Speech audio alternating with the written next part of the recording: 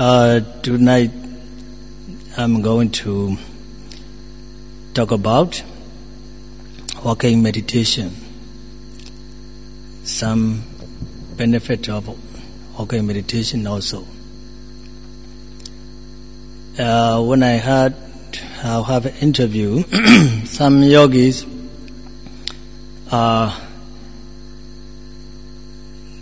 it's still difficult to control, to focus their mind on the movement of the foot. But some yogis are very good. They can totally pay their attention to the movement of the foot. Also, they come to see some part of the elements. So I would like to explain about the walking meditation tonight. Unfortunately, some people said that they don't get any benefit from this practice, from the walking meditation. Or some people underestimate the benefit of walking meditation or underestimate the walking meditation.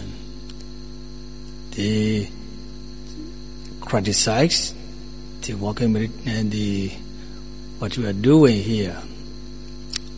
Also, sometimes they make a joke, a kind of a joke, not really joke, but a kind of a joke. The yogis at the Mahasi meditation centers are doing meditation, walking meditation like slow motion in the movie. So the yogis are purposely trying to reduce the movement of the foot so that they can focus their mind on the movement of the object. So sometimes some people make a joke with this slow motion movement. So I would like to encourage you to do more walking meditation, or just ignore them if you hear something from them.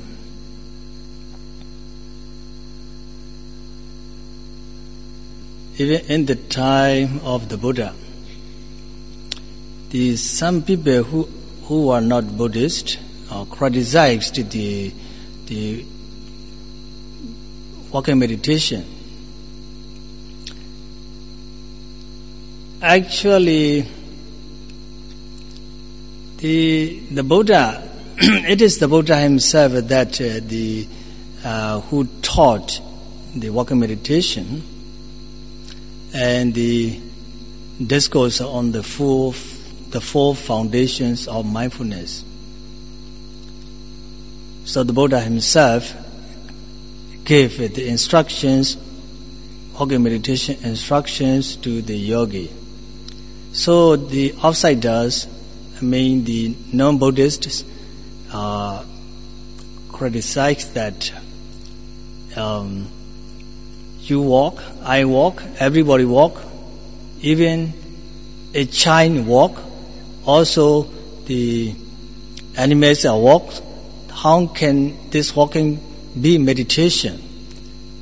If walking meditation can be, if walking can be meditation, then everybody will be arahant, even the animals, something like that. So, so this kind of the criticizing have even in the time of the Buddha. So if you hear this kind of a criticizing or jokes, just ignore them.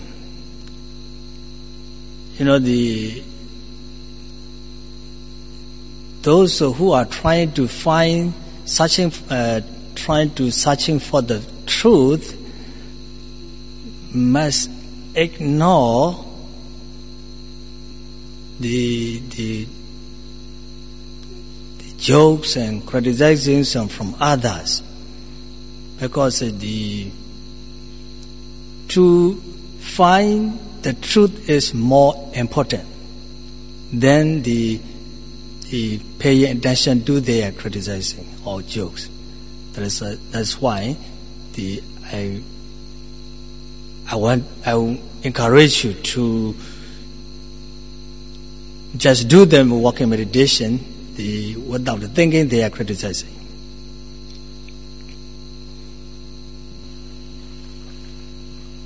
I will tell you about the Mahatera who were practicing the mindfulness meditation the whole life. So he practiced mindfulness meditation for 25 years, I think, for 25 years. So he left in the forest monastery. So he went to the village every day to collect his prajnapada. And one day he went to the village for his prajnapada. So on the roadside, the farmer was plowing but the Mahatera, he saw the Mahatera went back to about maybe 30 or 400 feet, and let's say about 50 feet back, and then start again from that point, the same step. So the farmer didn't understand. So just stopped his plowing and they asked, Bhante, please, let me ask you, please stop for a while. I saw you and you go the same road, the same steps, but you go back to about 50 feet and then start again making steps the same time, the same steps. Why did you do that? And the Mahatera explained, I am practicing mindfulness meditation for 25 years. But when I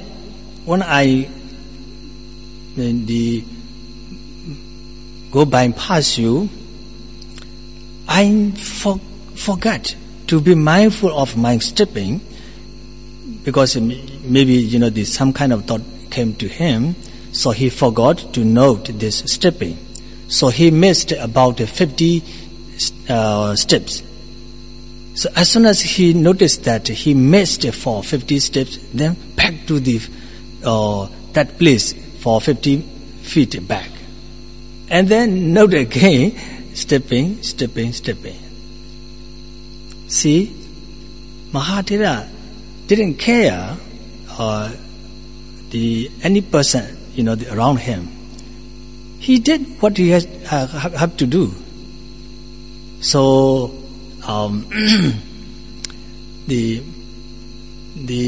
even Mahatera, they ignored other persons or whatever they say or whatever they criticize. What he is only doing his practice without paying any attention to anybody. Finally, he became Arahant.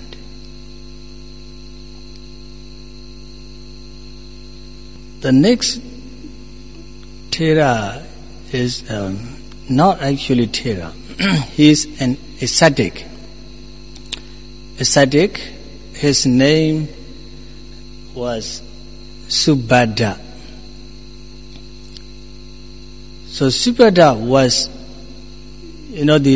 before he became a monk, he was not a Buddhist, just ascetic. Ascetic means out of the Buddhism. So they also practice a kind of meditation or their practice. But he was not a Buddhist.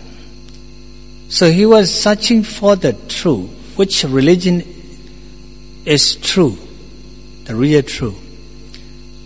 But he never came to the Buddha, thinking that Buddha was still young compared to other teachers. But the Buddha was about to pass away tomorrow morning. So he heard this news. Buddha was going to pass away tomorrow morning. So he just rushed, to go there. When he was when he arrived there, and first he was not allowed by the Ananda, but finally he got permission from the Buddha. So he first asked the Buddha the question, which religion is true, which religion is not true. That is his question. Buddha's short answer is that if you see the Noble Eight Factors, then this teaching is correct. If you don't see the Noble Eight Factors, then this religion is not true, not right. The Noble Eight Factors, you already know that the Sammaditthi and Sammasankappa, etc. And then he finally converted himself to a Buddhist and asked the Buddha to ordain him right now. So the time is about maybe 2 a.m. in the morning. So he got a permission from the Buddha to be a monk. So he was the last disciple of the Buddha while he was alive. So the Subhadda Bhikkhu didn't have a time to practice his meditation. So as soon as he became a monk, taking the meditation instructions from the Buddha, he practiced walking meditation at the corner of the garden. So he just practiced walking meditation, not sitting meditation, because at night time he might fall asleep. So to avoid the sleepiness, he intensively practiced walking meditation. So before the Buddha passed away, just before the Buddha passed away on the full moon day of May, in the early morning, he became an Arahant. So he was the last disciple of the Buddha. I would like to prove one more story. That is a lady. And the time of the Buddha, there lived a couple in the city of Savatthi.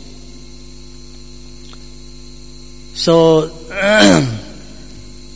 she had 14 children, 7 sons and 7 daughters. So later, she came to be known as the mother of many children. That's the meaning. In Pali, Bahupautika. Bahupautika means a mother of many children. So she had 14 children, 7 sons and 7 daughters. So all the children got married, and her husband died. So maybe she was about more than 70s. So after her husband passed away, she took care of the business by herself, without giving any property to her children. So her sons and daughters said, "Mother, you are now old. You cannot take care of everything. You will have a lot of stress. We will not ignore you. We will take care of you. Don't worry about that. So just give all the properties to the children, dividing 14 shares." So the children kept talking like that again and again, again and again. So the lady, Bahupautika, thought to herself, they are right. I'm old. I cannot do anything. I cannot take care of everything.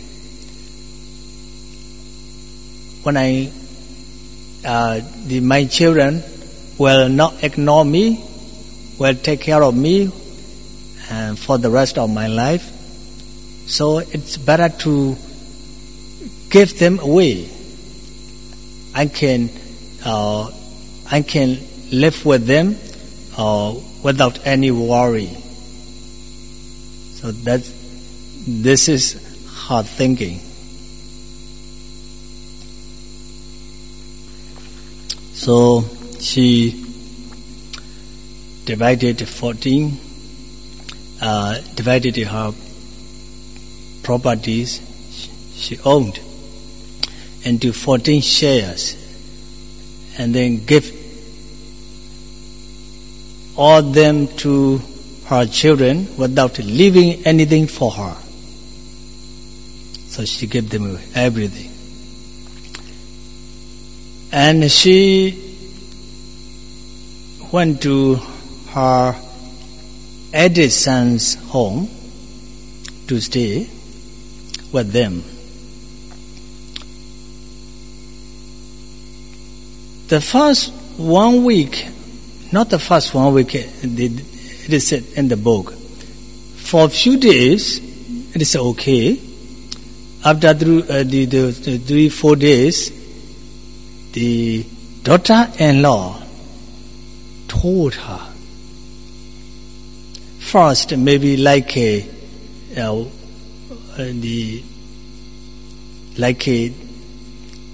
talking to someone, not to her directly. Our mother-in-law did not give us to share, to portion, but she seemed to think that she gives 2 portion to us. Or she may not know how to go the other children's home. She just stay here. So she should go to another home. So daughter-in-law kept talking like that, and then she moved to second son. So the same thing happened again. Then she moved and moved and moved until the last daughter, the youngest daughter, home. And the youngest daughter said the same thing. Mommy, you didn't give me anything extra. You gave me the same amount like other children. But you think that you should stay with me? Finally, she was rejected like that. Finally, she was abandoned by her own children. So she left her daughter's home, then to herself. Bhubuddhika telling herself, now you have nothing in your hand. You don't have a home to live. You don't have food to eat. You don't have a dress to wear. Now you are alone. Now you are abandoned by your own children, 14 children. Even though you give your best mother's love to them, but you got nothing from them. There is no children to take care of you now. Where are you going now?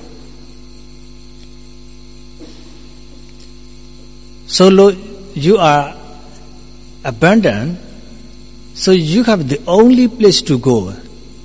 That is Bhikkhuni Vihara. She requested to ordain her as a bhikkhuni, so she became a bhikkhuni finally. When she became a bhikkhuni in her late age, that means she was pretty old, I think about 80 years old. So she could not learn the scriptures, Buddha's scriptures, so she can only practice meditation. But as a bhikkhuni, they have to do daily duties. As you know, the bhikkhus and bhikkhunis live, in the same monastery, the same building, and the many monks and many bhikkhunis are. So they have their own duty. So her duty was cleaning inside and outside of the monastery, the building, and also, the filling waters, and another thing is the filling water and the boiling waters for other bhikkhunis. So daytime, she didn't have much time to practice. So she just contemplating on the 32 parts of the body. That is, the kesa, loma, nakha, danda, taso, etc. So, but night time, she had a time to practice meditation. But if she practice sitting meditation, then she will fall asleep. That is why she did not practice sitting meditation. Instead, she practiced walking meditation. So she went down under the monastery, and there are the the pillars, the touching the pillar with the hand, and then just going circling like that, circling. So night time she didn't see, she could not see properly. So in the dark, she practiced walking meditation, touching the tree trunk or the pillar like that, and then walking, the turning around. Sometimes out of the maybe under the tree, touching the tree trunk with the hand, and then taking the guidelines. That makes there is nothing to hit from with his foot. So she practiced in this way. At that time, her age was pretty old, so she made a slow step and then paid full attention. So she had never a chance to go to the Buddha's monastery with other bhikkhunis. She was always left at the monastery to wait. So one day, Buddha saw her. Her practice began mature. Her vipassana began mature. So it is the right time for her, the right time for the Buddha to give a talk. But she was at that time at her own monastery, not with other bhikkhuni at the Buddha's monastery, so far away each other. So at that time the Buddha sent forth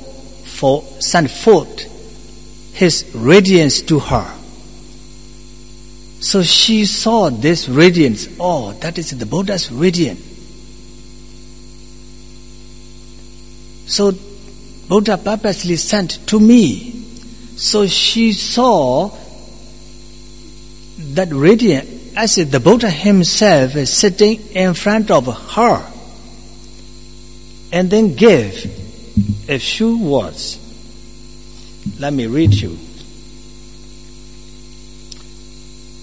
The life of one who does not practice the Dhamma taught by me is useless. Even if he were to live for 100 years. Let me repeat it. The life of one who does not practice the Dhamma taught by me is useless.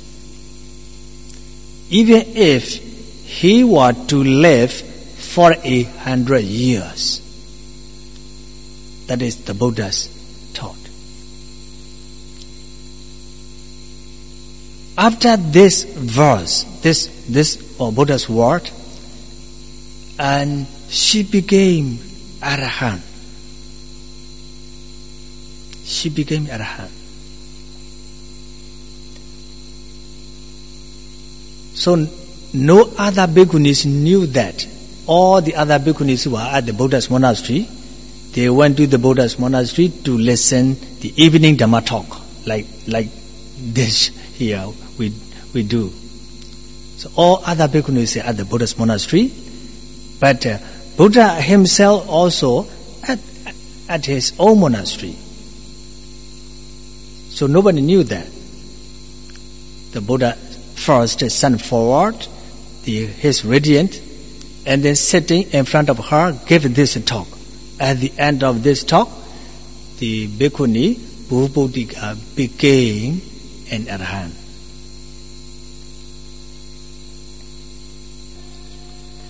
So the person I mentioned became Arahants by practicing mainly walking meditation.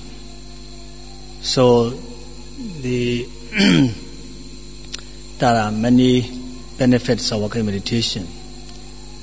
So in the meditation retreats, the yogis practice in 4 different postures.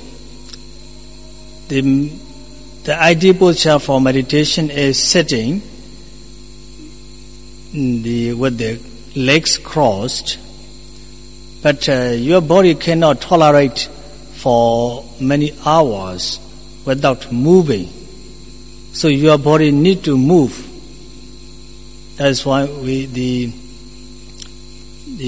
alternate the period of sitting meditation with the period of walking meditation. So next section, you can practice walking meditation.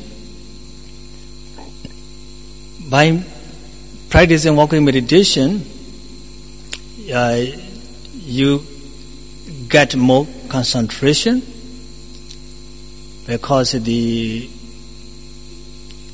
practitioners or yogis must maintain their meditation at all times with them, whatever positions they are. So after sitting section, the yogis practice walking meditation.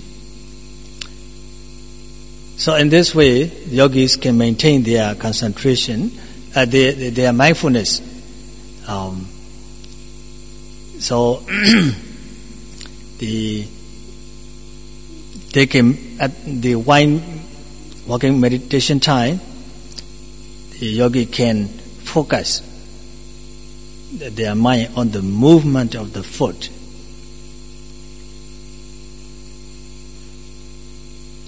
In the beginning, you may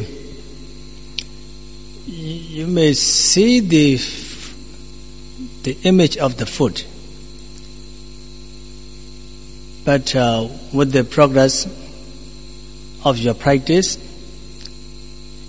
your mind can really focus on you are able to be full aware of the movement. You can pay more and more attention to the moving process. When you make a step, then your mind will dissociate itself with the form of the foot. And the yogi will understand that the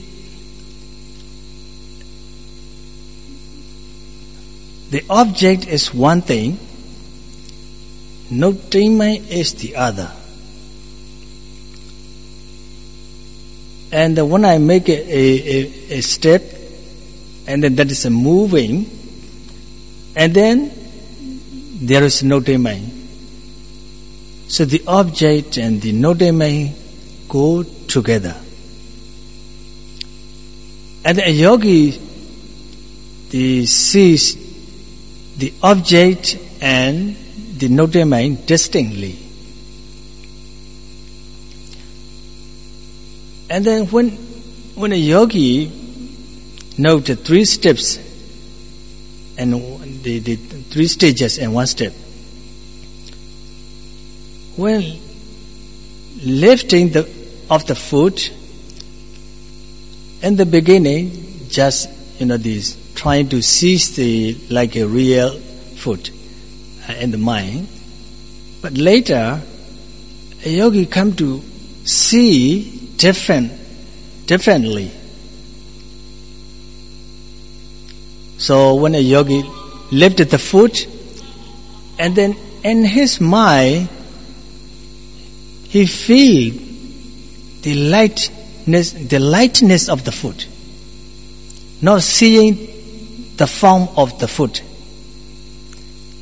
And then when putting forward, and then he feel that the pushing movement, the pushing of the foot, not the foot itself, that just pushing forward.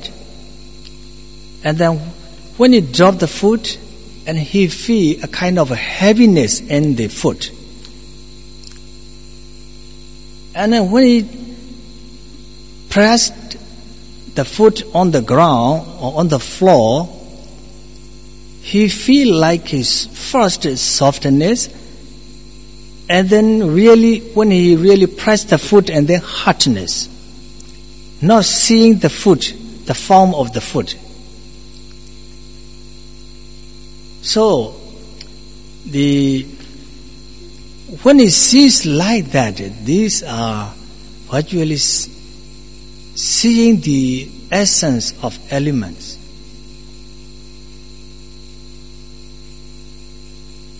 When I interviewed with the yogis, some reported to me one day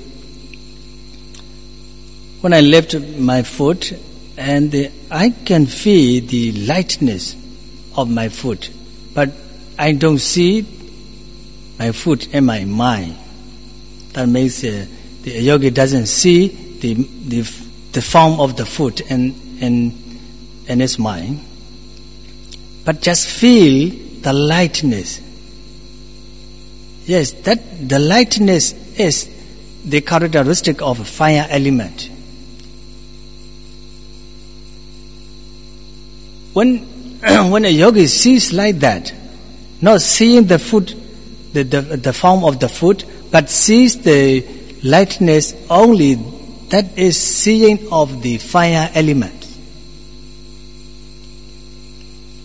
And sometimes the yogi said, I feel very light, and then pushing forward without effortless. When a yogi make a step, making forward, pushing forward, I mean.